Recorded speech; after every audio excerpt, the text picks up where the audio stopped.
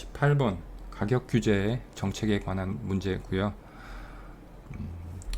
가와 나가 있는데 가는 시장 균형인 수요 곡선과 공급 곡선이 만나는 이 점, 우리가 얘를 A라고 하고요. 이 점보다 높은 쪽에서 지금 규제선이 그어져 있고요. 그 다음 오른쪽에서는 시장 균형 가격인 시장 균형점인 이 B점보다 아래쪽에서 규제선이 그어져 있습니다. 가가 최저 가격제가 되고요. 나는 최고 가격제가 됩니다. 가 같은 경우에는 최소한 이 P2라는 가격 이상을 시장에서 거래되도록 하라는 규제고요. 나는 이 P1이라는 가격을 넘지 못하게 시장을 규제하는 그런 정책이고요. 보기를 바로 보면 가를 시행하면 최저 가격제를 시행하면 Q1, Q2만큼의 초과 수요가 발생하고 사회적 잉여 디귿 플러스 미음이 감소한다.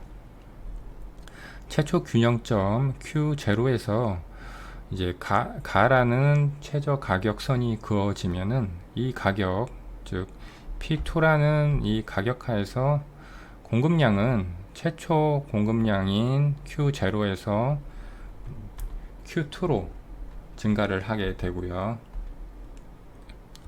그래서 공급량은 이렇게 증가하게 되고요. 그런데 수요량은 반대로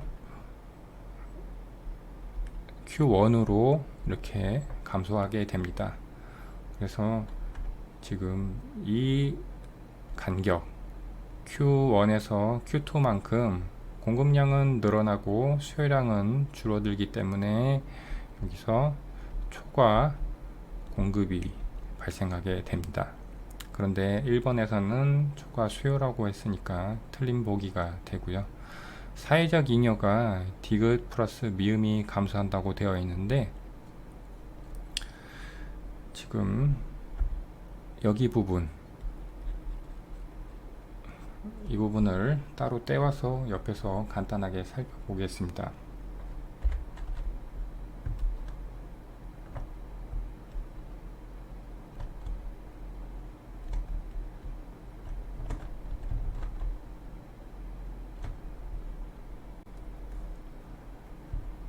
디귿과 미음을 표시하기 위해서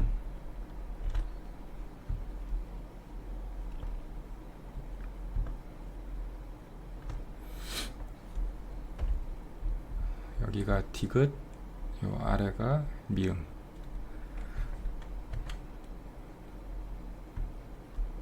이 선은 수요 곡선의 일부분이고요. 이 선은 공급 곡선의 일부분입니다. 거래량 왼쪽이 Q1, 오른쪽이 Q0.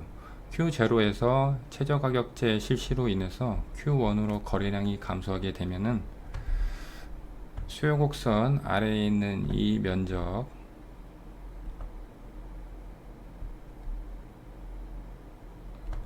만큼의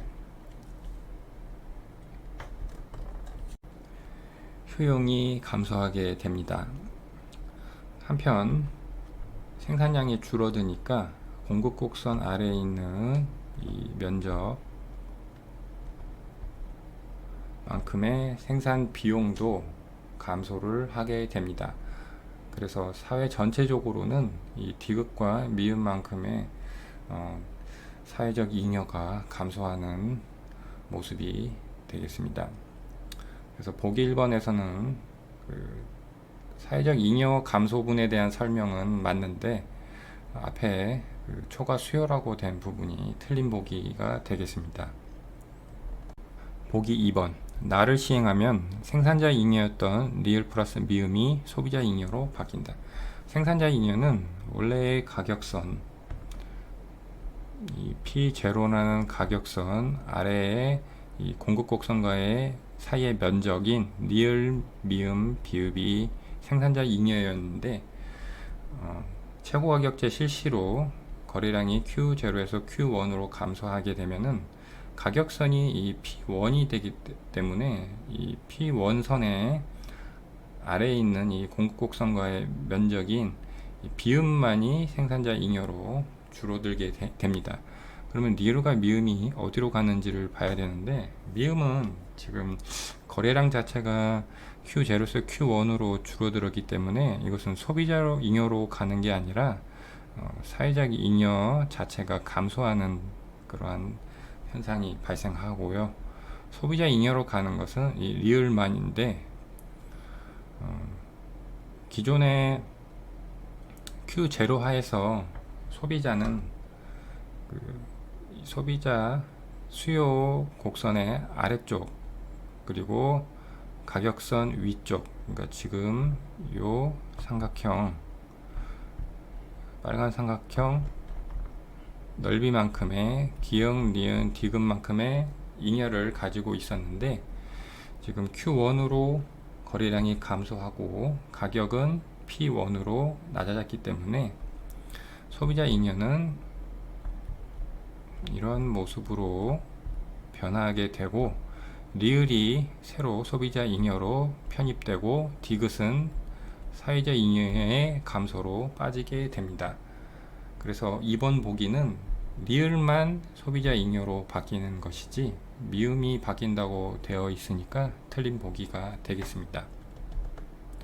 3번, 가와나 두 경우 모두 사회적 잉여 디귿과 미음이 감소한다. 아까 1번에서 설명했듯이 디귿, 미음이 사회적 잉여의 감소분이 되고, 나에서도 마찬가지로 최고 가격제에서도 디귿과 미음이 똑같은 이유로 감소하는 사회적 잉여의 영역이 됩니다. 그래서 답은 3번이 됩니다. 4번 알아보겠습니다. 가를 시행하면 소비자 잉여가 증가하고, 가는 최초의 소비자 잉여를 구해보면은 수요곡선과 가격선인 P0의 공간, 이런 삼각형이 소비자 잉여가 되고요. 기역, 니은, 디귿이었는데 이제 최고적 가격제가 실시돼서 거래량이 Q1으로 줄면은 소비자 잉여의 크기는 기역으로 쪼그라들게 됩니다. 가격선과 수요곡선 사이의 면적이니까. 그래서 소비자 잉여가 증가한다고 되어 있으니까 보기의 전반부가 틀렸고요. 나를 시행하면 생산자 잉여가 증가한다. 아까 2번을 살펴볼 때 원래 생산자 잉여가 리을, 미음, 비읍이었는데 비읍으로 쪼그라든다고 설명이 됐죠. 그래서 여기도 증가한다고 보기에 되어 있으니까 틀린 보기가 되겠습니다. 19번은 환율에 대한 문제입니다. 지금 표로 미국 달러화 대비 통화가치로 원화와 엔화가 나와 있습니다. 원화가 가치는 상승했고 엔화는 달러 대비 하락했으니까, 그러면 원화와 엔화 간의 관계를 보면은 원화의 가치는 달러를 기준으로 했을 때 상승하고 엔화의 가치는 하락했으니까 원화가 엔화보다 가치가 상승했다고 하는 것을 우리가 알 수 있습니다. 보기 1번, 한국 기업의 달러 표시 외채 상환 부담이 증가한다. 우리 기업이 달러로 빚을 졌는데 이걸 갚을 때 달러로 갚아야 되는데, 현재 달러보다 우리나라 원화의 가치가 상승했기 때문에 원화를 달러로 환전할 때 더 적은 원화로도 같은 달러 금액을 환전할 수 있기 때문에 외채 상환 부담은 증가가 아니라 감소하게 되겠고요. 2번, 일본 유학 중인 자녀에게 송금하는 한국 학부모의 학비 부담은 당연히 감소하게 되죠. 원화 가치가 엔화보다 상승했으니까 2번이 그래서 답이 되겠습니다. 3번 한국으로 여행으로는 미국 사람들의 여행 경비 부담은 감소가 아니라 증가하게 되겠죠.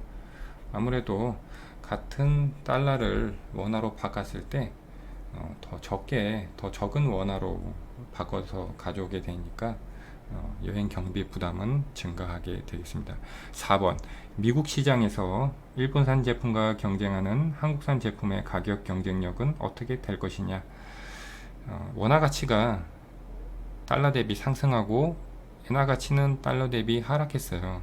즉 미국 사람들 입장에서는 우리나라 제품이 더 비싸지게 됐기 때문에 이것은 반대로 강화된다가 아니라 약화된다가 맞는 보기가 되겠습니다. 20번 다음은 각 연도의 물가 상승률과 명목 GDP 증가율을 나타낸다. 물가 상승률, 명목 GDP 증가율. 단 물가는 GDP 디플레이터로 측정되며 실질 GDP 측정의 기준 연도는 T-1년이다. 그러면 표에서 첫 줄에 있는 물가 상승률, 얘가 GDP 디플레이터의 상승률이 되고요. 그런데 우리가 알고 있듯이 GDP 디플레이터는